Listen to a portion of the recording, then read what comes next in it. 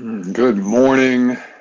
Good morning. Good morning. Good morning. If we can call it that. I think for some of us, it's a beautiful morning. For some of us, it's a really fucking challenging morning. But I'm here, and for me, it's both. For me, it's both.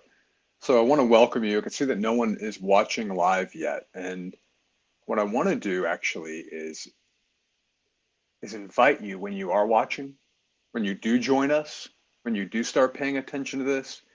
I want to know how you're feeling. I want to know what's going on for you today. I want to know what really matters in your world. So what that looks like for me, the way I can engage with you in this platform, is drop a comment below telling me what you're feeling or experiencing this morning, either one word or an emoji. Like maybe you have an emoji that can show it off. What's up, Peter, man? How you doing, brother? Let me know how you're feeling today, Peter, so you can model for everyone else that joins now or later or in the replay how you're feeling. What's going on? Maybe a word or an emoji that tells me what's happening in your life or in your body or your mind or your spirit right now. And I see someone else is watching, and for whatever reason, I still can't see who's watching. Maybe someone needs to teach me how to use this better. But go ahead and drop a comment if you're watching. Just tell me how you're feeling today. What's going on? One word or one emoji. Keep it simple.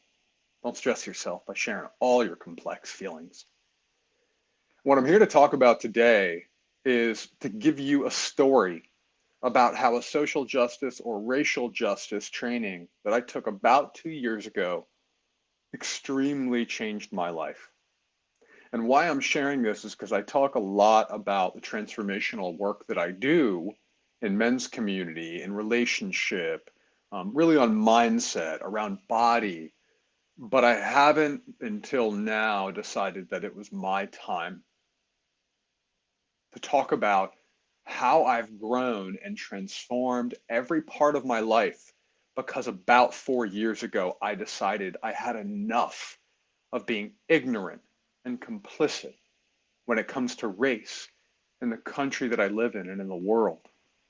And so I want you to keep watching. And I have an 11 o'clock, so I can't run on forever anyway, but I want you to stay here with me and I want you to keep watching and I want you to engage.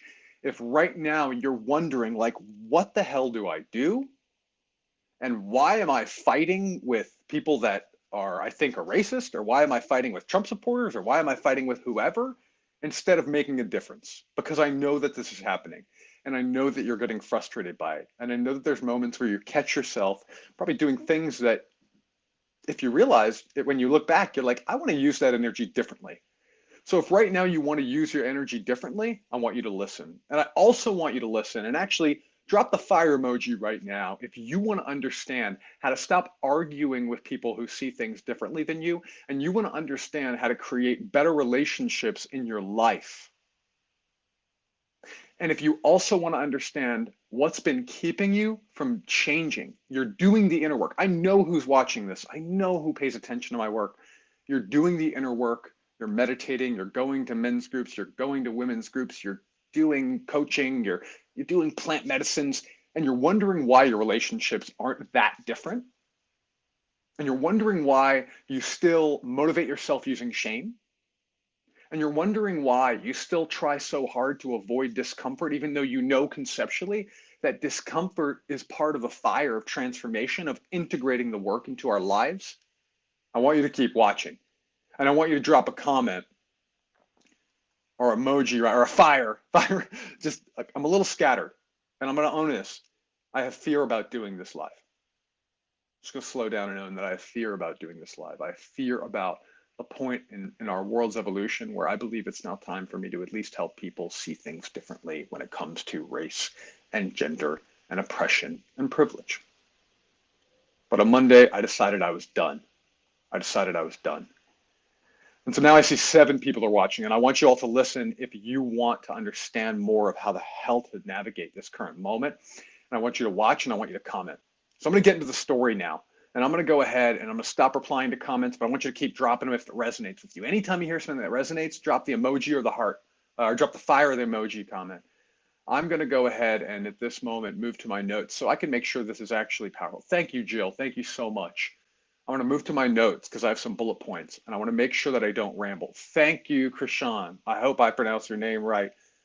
Thank you so fucking much. Let's keep watching. Let's keep listening. Let's keep transforming together because What I want to talk about today is literally how a training called Liberation Logic changed every part of my life. It changed my relationship to myself, my mind, my body. It changed my relationship to the communities that I do transformational work in. It changed my understanding of love. And it's empowered me to have love relationships. It's empowered me to create the amazing partnership with Natalie that y'all hear me talking about so often. And it's the same reason why I will not fight with Trump supporters right now, why I won't call anyone racist right now to their face, even when they're exhibiting very racist behaviors. This is a challenging moment in time where it's time that we start to unpack our identities that have been racialized, and we start to unpack what transformation actually looks like. All right, I got to settle down because I'm getting too amped here, I'm getting too on fire. But here's the bottom line.